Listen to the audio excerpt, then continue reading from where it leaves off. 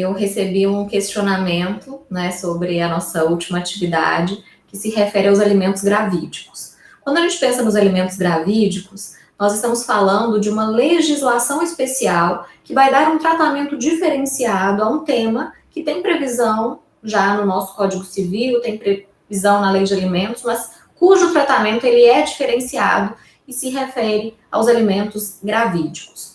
A primeira questão que a gente precisa trabalhar é que esses alimentos gravídicos, eles são destinados à gestante. Essa é uma confusão muito comum que é feita, inclusive isso cai em prova fechada, né, de que o legitimado ativo para pleitear esses alimentos gravídicos seria o nascituro. Não é. É a gestante que tem essa legitimidade. Por aí vocês vão encontrar, por exemplo, algumas ações, inclusive do Ministério Público, representando o nascituro para propositura de ação de alimentos gravídicos. Veja, tecnicamente não é correto, tá? Nós não vamos discutir o mérito aqui da intenção, da necessidade de ajudar, mas fato é que para quem vai fazer prova, para quem vai atuar juridicamente falando, a gente precisa entender que o legitimado para a propositura da ação, a legitimada, desculpem, é a gestante, ela é que tem a capacidade ativa processual para a propositura de uma ação de alimentos gravídicos. A lei é bastante curtinha, e em um desses dispositivos, nós tínhamos a menção de danos morais para o suposto pai que tivesse sido compelido a pagar esses alimentos gravídicos e com o nascimento ele descobrisse que não era o pai. Esse dispositivo, esse artigo, ele foi vetado. Vamos entender isso, porque essa foi, inclusive, a pergunta que a aluna me fez. Qual foi a pergunta dela? Luciana, e quando essa gestante, quando essa mãe age de má fé? Ela sabe que o indivíduo não é o pai e mesmo assim propõe ação contra ele, haja vista que essa legislação, ela não se baseia em provas, mas em indícios de provas. E por que isso acontece? Isso acontece porque nós sabemos que a realização do exame de DNA durante a gestação, ela põe em risco o feto. Motivo pelo qual a gente não pode compelir, a gente não pode obrigar e nem deveria falar desse exame de DNA durante o período de gestação. E aí a gente entende também o lado do homem, né, que aparece aí como requerido numa ação de alimentos gravídicos e não é o pai. E isso é ainda mais grave porque uma das características desses alimentos é que os alimentos são irrepetíveis. O que isso quer dizer? Que uma vez que você paga esses alimentos não serão devolvidos.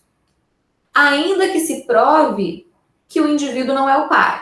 Então, essa foi a pergunta da aluna. Como fazer numa situação em que a mãe está de má fé? A primeira situação que eu preciso alertar vocês é produzir essa prova de que a mãe está de má fé, ela é muito difícil. Por quê? Porque a mulher não tem obrigação de saber quem é o pai. Ela pode ter tido, num curto espaço de tempo, relação sexual com mais de um homem. Então, ela não é obrigada a saber quem é o pai. Não temos que julgá-la ou desmerecê-la por não saber efetivamente quem é esse pai, tá? Então, a responsabilidade é dos dois que não se preveniram e daí houve esse nascimento. Esse suposto pai que teve que pagar esses alimentos aí gravídicos 9 meses, com o nascimento da criança, ele descobre que o filho não era dele. Ele pode responsabilizar civilmente essa mulher? Poderia, se ele conseguisse provar má fé. Como que ele conseguiria provar má fé? Provando que ele não é o pai com o exame de DNA? Não. Provando, por exemplo, que ele nunca teve relação sexual com essa mulher. Concordam que nesse caso a má fé estaria provada? Estaria clara e evidente? Só que como que você prova que nunca teve relação sexual com uma pessoa? É uma prova muito difícil de ser feita. Um exemplo que eu costumo dar é naquelas hipóteses em que, por exemplo, no período da concepção, no período em que a mulher engravidou, ela estava, por exemplo, num país diferente do homem, o homem estava viajando, então não seria possível que ele fosse o pai. Essa seria uma situação. A segunda situação que a gente recomenda, porque ela é mais fácil do que produzir uma prova de má fé, seria você descobrir quem é o pai biológico. Porque aí, embora os alimentos sejam irrepetíveis, considera-se um enriquecimento ilícito do verdadeiro pai. Então, você poderia pedir um ressarcimento, não a repetibilidade, mas o ressarcimento desses alimentos do pai verdadeiro, do pai biológico. Né? Tem um caso que ocorreu na Inglaterra de que uma mulher ela engravidou e ela teve relação sexual com quase todos os jogadores de um time de futebol. Isso é caso real. E aí, o juiz determinou que fosse dividido o pagamento dessa pensão entre os jogadores que com ela tiveram relação sexual. E quando a criança nasceu, foi realizado o exame de DNA e esse pai biológico teve que ressarcir os outros jogadores que haviam dividido aquele valor. Então, a ideia que a gente acha mais facilitado é nesse sentido. Muita gente fica indignado com essa lei, no sentido de, é um absurdo essa lei se basear em indícios, né, isso seria um problema. A gente já tem hoje um avanço aí na medicina, na tecnologia, digamos assim, porque hoje é possível se fazer o exame de DNA através da retirada, da coleta de sangue da gestante. Mas isso me parece que só é feito em São Paulo. E da última vez que eu olhei, o exame estava em torno de R$5.000. Então, não é todo mundo que vai ter acesso, que vai conseguir fazer esse exame de DNA dessa forma, porque esse exame, ele não colocaria em risco a gestante.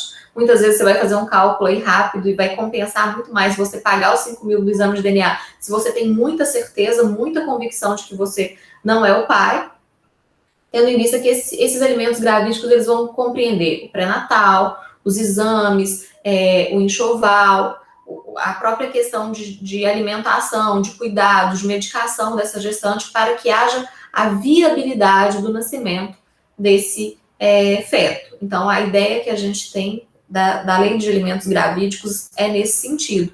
É um problema, mas o legislador, ele tentou fazer uma adequação entre o melhor interesse de uma gestante e da viabilidade de nascimento de uma criança, em detrimento de uma questão patrimonial relacionada a um pai ou suposto pai.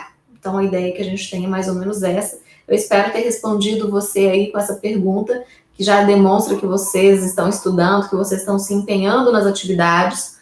Eu aproveito para dizer para vocês também que nós teremos, com o final das quinzenas, nós teremos um período aí em que a gente terá a oportunidade de dialogar mais, de tirar as dúvidas, de fazer revisão, sem que haja necessidade de comprometimento com prazo, com nota. Então, eu espero vocês aí em breve para que a gente consiga conversar um pouco mais sobre o Direito das Famílias. Obrigada, espero que estejam todos bem, recebam meu abraço, até breve.